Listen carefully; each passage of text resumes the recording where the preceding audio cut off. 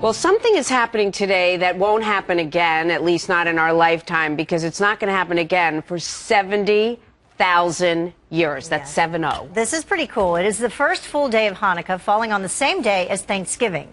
Hundreds gathering for the lighting of the national menorah at the White House on Wednesday. And joining us now to discuss what is being called Thanksgivukkah is Rabbi Shmuley. He is the founder of This World, the Values Network. And you say that this is a Hanukkah miracle. Well, 70,000 years, I plan to have like antennas coming out of my yarmulke by then with a live internet feed. Well, it hasn't happened since 1888, but the two messages of the holidays actually weave together. Thanksgiving is about giving homage to God for saving us from a terrible winter with the pilgrims, and Hanukkah is about giving thanks to God for allowing us to practice our religion when the Greeks tried to stop us. So it's a beautiful idea that the two are finally synthesized and woven together as one.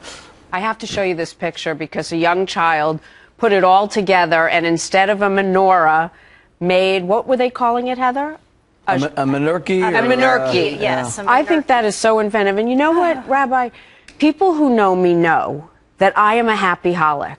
I am so grateful. I wake up grateful. During the day, I remind myself to be grateful. So maybe it makes sense to take these two holidays and give thanks and be grateful.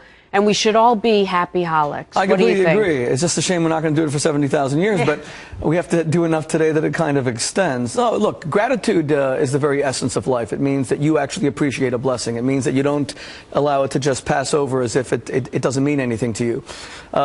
We in the United States have a tendency. On the one hand, we're the most religious country in the Western world, but we do take our religious holidays, Christmas, Thanksgiving, and we just commercialize them ad infinitum. I mean, today a lot of people are shopping. This was the one day where the family kind of had off and everyone was going to eat turkey and stuffing. So we have to kind of examine some of those things because not everything can be commercialized and consumerized. So I agree with you as well. Yeah. That we should remember gratitude. Happy-holic is the way to go. Can you tell us about the meaning of Hanukkah?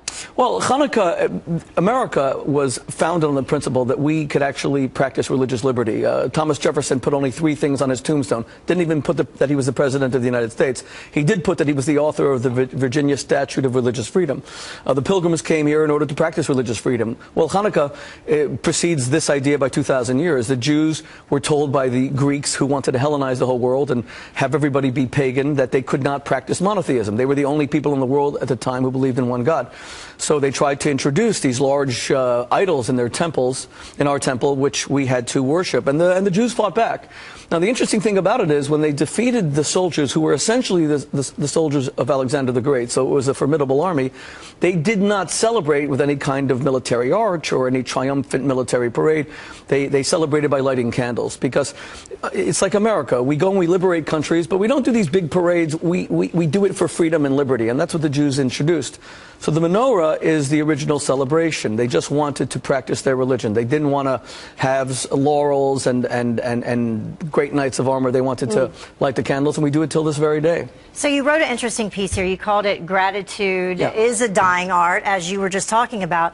How do we keep that from dying out then? Well, Thanksgiving is one of the most unique holidays practiced by any country in the Western world. Look, I lived in Western Europe for 11 years. I lived in Australia. There is no national day of Thanksgiving. It is unique to North America. That's why I say we have to kind of be careful. It's not about buying a flat screen TV. Do that tomorrow. I don't know why we have to do it today. But the only way to inculcate gratitude is to tell our children and tell ourselves that we can't assume that things come naturally, that there's someone who did things for us. There's a God who is bountiful. There are parents who are gracious. There are friends who are loving. The moment you start overlooking your blessings, you make people bitter. You actually close people's hearts. This is where you get this very cynical view of no good deed goes unpunished. People stop extending themselves. I do a lot of marital counseling. I see husbands and wives who stop loving each other because they feel, I've given so much love, I don't get that much back, and people become very lonely even in their relationships.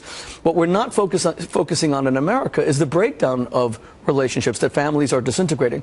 And Thanksgiving is this one day that people are prepared to spend a fortune to brave the cold and the storms that we just saw just in order to get home. And that's a beautiful idea, and it shouldn't be lost to us. But one of the things that you also mentioned just briefly as we wrap up, you talked about, the one thing common in all of human nature is that need for human recognition, but you mean it in a different way.